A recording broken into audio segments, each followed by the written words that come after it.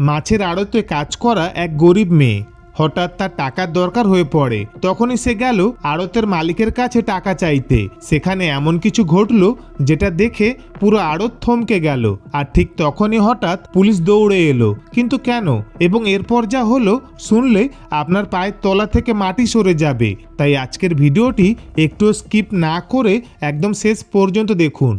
সকালবেলাটা মাছের আড়তে সব সময় কোলাহল মুখর।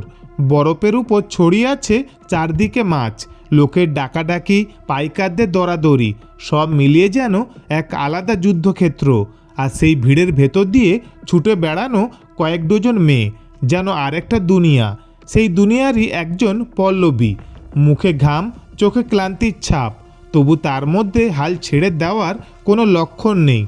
ছেঁড়া শাড়িটার আঁচল খামচে ধরে ভেজা হাতে সে এক হাতে মাছ বেছে রাখে, আবার অন্য হাতে ওজন মাপে।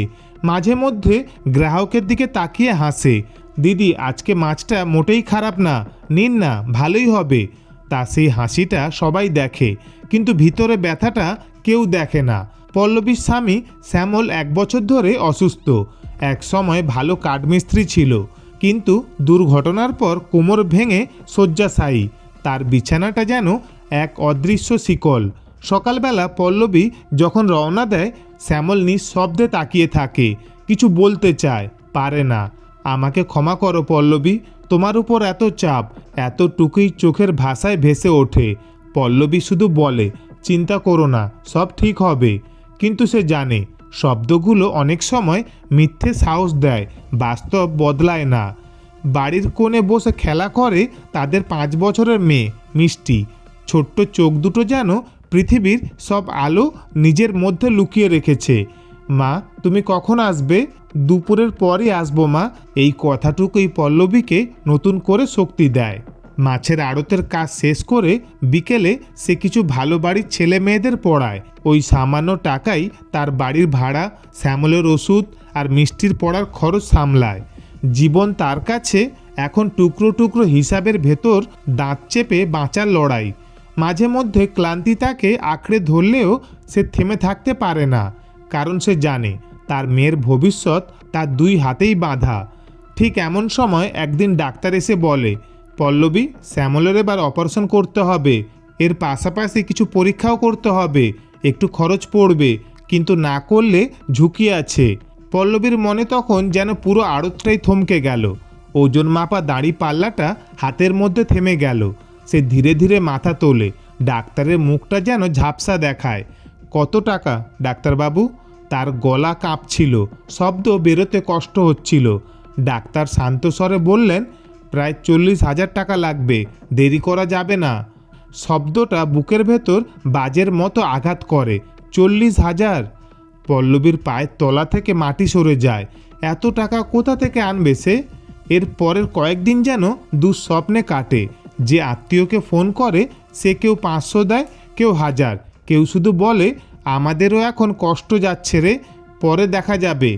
ধীরে ধীরে বোঝা যায় সব চেষ্টা করেও পুরো টাকা হচ্ছে না। ঘুম নেই চোখে, দম বন্ধ করা চিন্তা মাথায়। কি করে বাঁচাবে শ্যামলকে? এক রাতে ছাদের তলায় বসে খাতা তুলে হিসাব করে, সব মিলিয়ে 21,000 টাকার ঘাটতি। এমন সময় মাথায় আসে আড়তের মালিক রবিউল সাহেবের কথা। টাকাওয়ালা লোক, সাহায্য করলে সহজেই করবে, কিন্তু তার নামের সাথে জড়ানো গল্পগুলো পল্লবীকে শিউরে তোলে। বিপদে পড়া মেয়েদের সুযোগ নেয় সে।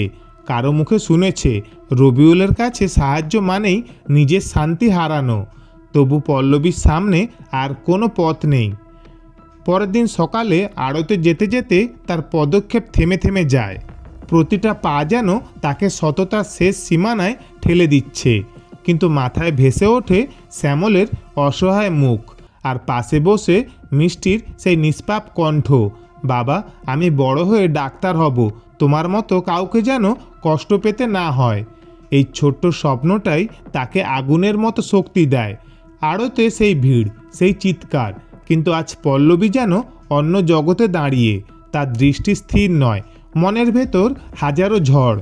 কাজ শেষে সে দ্বিতীয় গলির দিকে হাঁটে। সবার চোখে প্রশ্ন, কোথায় যাচ্ছিস পল্লবী?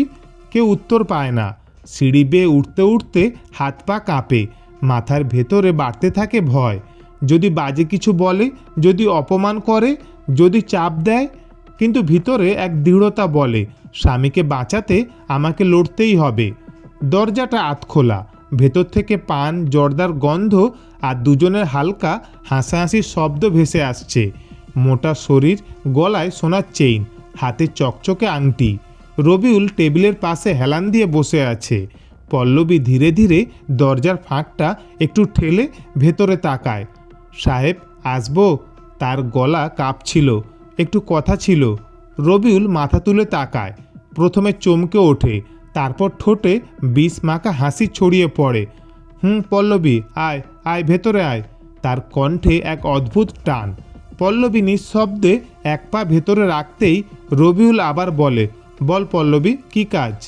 কথাটা বলেই সে পল্লবীর দিকে এমনভাবে তাকায় যেন দৃষ্টিটা পুরো শরীর জুড়ে ধীরে ধীরে নেমে যাচ্ছে।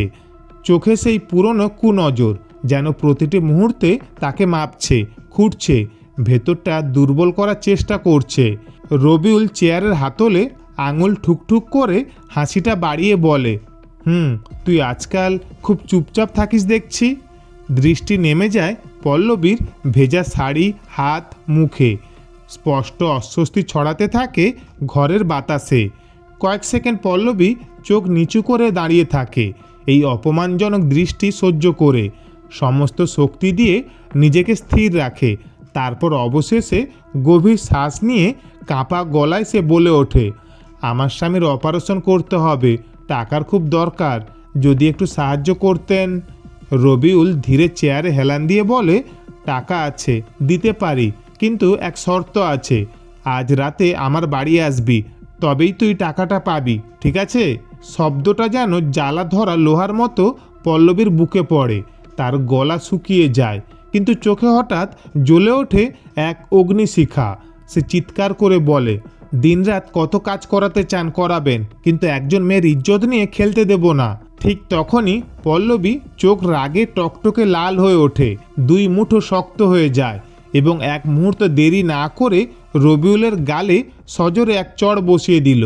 চড়ের শব্দটা ঘর জুড়ে ধাক্কা খেয়ে ফিরে আসে। তারপরই ভয়ঙ্কর এক নিস্তব্ধতা নেমে আসে।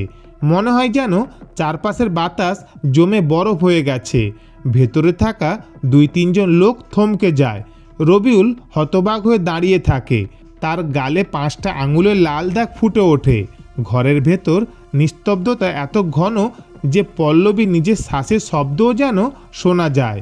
ঠিক তখনই রবিউল ক্ষেপে ওঠে, চেঁচায়, তুই আমাকে চড় মারলি? একটা ভিখারির মেয়ে, তুই জানিস আমি কে? আমি চাইলে তোকে মুহূর্তে ঠিক করে দিতে পারি। তার চোখ লাল, মুখে অসহ্য অপমানের আগুন। চড়ের দাগ এখনও তার গালে জ্বলছে। রাগে থরথর হাতে সে ফোনটা তুলে নেয় এবং কারো নাম না বলেই গলা উঁচু করে চেঁচিয়ে ওঠে, হ্যালো, হেল্প লাগবে, এখনই লোক পাঠাও। তারপর দাঁত চেপে যোগ করে, একটা ভিখারির মেয়ে আমাকে চড় মেরেছে, ওর ব্যবস্থা তোমাদের করতেই হবে। হঠাৎই আড়তে গুঞ্জন ছড়িয়ে পড়ে, পল্লবী মালিককে চড় মেরেছে, এবার তো আর বাঁচবে না ও। ঠিক সেই মুহূর্তেই দূর থেকে পুলিশের সাইরেনের শব্দ ভেসে আসে। কয়েক মিনিটের মধ্যেই ফট করে ব্রেক কষে পুলিশের গাড়িটা আড়তের সামনে এসে থামে। দরজা খুলে নেমে আসে 2 কনস্টেবল, আর তাদের পেছন থেকে নেমে আসে একজন মোটা গম্ভীর মুখের এসআই। চোখে ক্ষমতার দাপট, গলায় রুক্ষ সুর। তারা ভিড় ঠেলে এগিয়ে আসে পল্লবীর দিকে। কনস্টেবলের একজন হাঁক দেয়, এই তুই পল্লবী, চল, থানায় যেতে হবে। পল্লবী কিছু বলার আগেই তাদের রুক্ষ হাত তার বাহু চেপে ধরে টানতে থাকে। চারপাশ থেকে বাজে মন্তব্য উড়ে আসে, ওই দেখ নায়িকা, এবার বুঝবে গরিবের জায়গা কোথায়। কিন্তু পল্লবীর চোখে ভয়ের বদলে জেদ। সে জানে আজ তার লড়াই শুধু নিজের জন্য নয়। পুলিশেরা তাকে প্রায় আধা টানতে টানতে গাড়ির দিকে নিয়ে যায়। পল্লবী মুখ নিচু করে হাঁটে, কিন্তু তার মুঠো শক্ত, ভেতরে আগুন জ্বলছে। গাড়ি ছুটে চলে যায়। মাছের আড়তের লোকজন দূরে মিলিয়ে যায়, আর পল্লবী জানে পরের দৃশ্যটা আরও কঠিন হতে চলেছে। গাড়ি থেমে গেল। 2 কনস্টেবল দরজা খুলে তাকে নামতে বলে। ঠান্ডা দেওয়ালের গন্ধ, স্যাঁতস্যাঁতে মেঝে, দুপাশের টেবিলে ফাইলের স্তূপ। এই নতুন যুদ্ধক্ষেত্রে পা রাখে পল্লবী। তারপর তাকে নিয়ে যাওয়া হয় একটা পুরনো কাঠের বেঞ্চের দিকে। পল্লবী বেঞ্চে বসে, চারপাশে পুলিশরা হাসাহাসি করছে। একজন বলে, কিরে মালিককে চড়, এবার দেখি তোকে কে বাঁচায়। পল্লবী ফোন বের করে একটি নম্বর ডায়াল করে। পুলিশরা হাসে, কিরে সিআইডিকে ডাকছে বুঝি। হঠাৎ থানার বাইরে একটি বড় গাড়ি এসে থামে। সাইরেন না থাকলেও শুধু গাড়ির থামার শব্দেই পুরো থানায় নীরবতা নেমে আসে। দরজা খুলে নেমে আসেন এক বড় অফিসার, পরিপাটি ইউনিফর্ম, চোখে কঠোরতা, মুখে এমন এক মর্যাদার ছাপ যা দেখেই সব পুলিশ সোজা হয়ে দাঁড়ায়। অফিসার ভিতরে ঢুকতেই এক কনস্টেবল হাঁপাতে হাঁপাতে বলে, স্যার স্যার এই মেয়েটি। অফিসার ভুরু কুঁচকে থামিয়ে দেয়, কোন মেয়েটি? সবাই একসাথে পল্লবীর দিকে তাকায়। অফিসাররাও তাকায়, তার চোখে হালকা বিস্ময়। পল্লবী আপনি এখানে? তার স্বরে সম্মান, চারিদিকে ফিসফাস। এই মেয়েকে স্যার আপনি করে বলছে? কে রে এই মেয়ে? পল্লবী কিছু বলার আগেই এক কনস্টেবল তাড়াহুড়ো করে বলে ফেলে, স্যার এই মেয়েটি মাছের আড়তে কাজ করে, মালিককে চড় মেরেছে, তাই আমরা এনেছি। অফিসার তীক্ষ্ণ চোখে তাকায়, আপনি থামুন। তার কণ্ঠে বজ্রধ্বনি। তিনি পল্লবীর দিকে ফিরে বলেন, তুমি বলো পল্লবী, কি হয়েছে সবটা শুনতে চাই। পল্লবী মাথা তুলে দাঁড়ায়, গলায় লজ্জা নেই, ভয় নেই, শুধু সত্যের দৃঢ়তা। সে এক নিঃশ্বাসে পুরো ঘটনা খুলে বলে, রবিউলের কুনজর, অপমান, চাঁদাবাজি এবং শেষ পর্যন্ত তার মর্যাদার লড়াই। প্রতিটি শব্দ থানা ঘরের মধ্যে ধাক্কা দিয়ে ফিরে আসে। সব পুলিশ চুপ। অফিসার দীর্ঘশ্বাস ফেলে বলেন, চিন্তা করো না পল্লবী, তুমি একদম ঠিক কাজ করেছো, তোমার কিছুই হবে না, আমি আছি। তারপর থানার পুলিশদের দিকে তাকিয়ে চিৎকার করেন, রবিউলকে এখনই ডাকো, আর যারা পল্লবীকে হেনস্থা করেছো তোমাদের বিরুদ্ধেও ব্যবস্থা নেওয়া হবে, আইন কাউকে ছাড়ে না। পুলিশেরা মাথা নিচু করে নেয়, নীরব, লজ্জিত। ঠিক তখনই এক কনস্টেবল সাহস করে জিজ্ঞেস করে, স্যার আপনি এই মেয়েটিকে চেনেন কিভাবে? অফিসার একটু হাসেন, এই পল্লবী, এ হচ্ছে আমার মেয়ে টিউশনের ম্যাম। আমার মেয়েটা আগে পড়াশোনায় একদম জিরো ছিল, আজ ক্লাসে ফার্স্ট হয়, সবটা এই পল্লবীর কারণে। আমি খুব ভালো করেই জানি সে কত সৎ, কত পরিশ্রমী, আর ওই তো আমায় ফোন করলো। পুলিশরা স্তব্ধ। পল্লবীর চোখে জল এসে যায়, কৃতজ্ঞতার, সম্মানের, জয়ের। অফিসার পল্লবীর কাঁধে হাত রাখেন, শোনো তোমার স্বামীর অপারেশনের খরচ আমি নিজেই দেখব, তুমি শুধু বাসায় ফিরে তোমার মেয়েটার পাশে দাঁড়াও। পল্লবী অবাক, হতবাক, কিন্তু তার চোখে আজ আর লজ্জা নেই, শুধু এক শক্ত আলো। পল্লবী ধীরে ধীরে থানার দরজার দিকে হাঁটে। তার মুখে সেই ক্লান্তির ছাপ নেই, আছে নতুন সাহসের দীপ্তি, যেন অসংখ্য নারীর কণ্ঠ তার ভেতর দিয়ে উচ্চারণ করছে, সম্মানী মানুষের সবচেয়ে বড় সম্পদ। পল্লবী হাঁটতে হাঁটতে ফিসফিস করে, সত্য কখনো হার মানে না, আজ আমি সেটাই প্রমাণ করলাম। থানা থেকে বেরিয়ে মুক্ত আকাশের দিকে তাকালে মনে হয় আজ শুধু পল্লবী না, অন্যায়ের বিরুদ্ধে দাঁড়ানো হাজার নারীর জয় হলো। তো বন্ধুরা, তোমাদের আজকের এই গল্পটি ভালো বা খারাপ যাই লাগুক অবশ্যই কমেন্টে জানাবেন, আর ভালো লাগলে লাইক ও শেয়ার করবেন। ধন্যবাদ, ভালো থাকবেন।